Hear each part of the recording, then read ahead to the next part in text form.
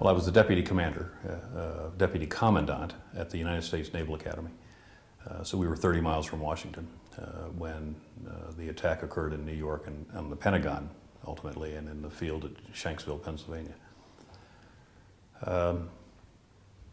At first we thought it was a terrible navigational error, and then very quickly we realized the United States was under attack. It was something that was new, obviously, to me. I'd been in the service well over 30 years at that point.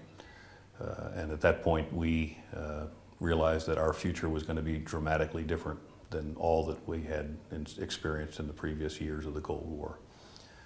It was going to be an era of long-term conflict. It was going to be an era probably where we would have a long-term commitment to both counterterrorism, but also seeking at a genuine and a national level to try to overcome the root causes that would create such a vehemence, such a malignant terrorist capability around the world. So things were going to be different. We knew they were going to be different. We knew this was going to be a long struggle, and it has manifested itself in a number of places around the world.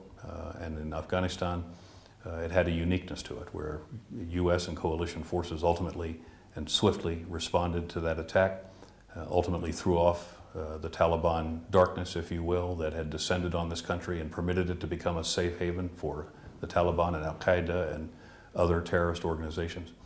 And since that time, the great efforts, truly great efforts and sacrifice of the international community to make a difference here, to give this government stability and security so that the people of Afghanistan will never again be under the heel of the Taliban boot, but also to give them a future, a legitimate future, and to remove the possibility that Afghanistan will ever again be a terrorist safe haven, especially a place where Al-Qaeda can find that it could plot attacks upon the West or upon the poor Afghan civilians.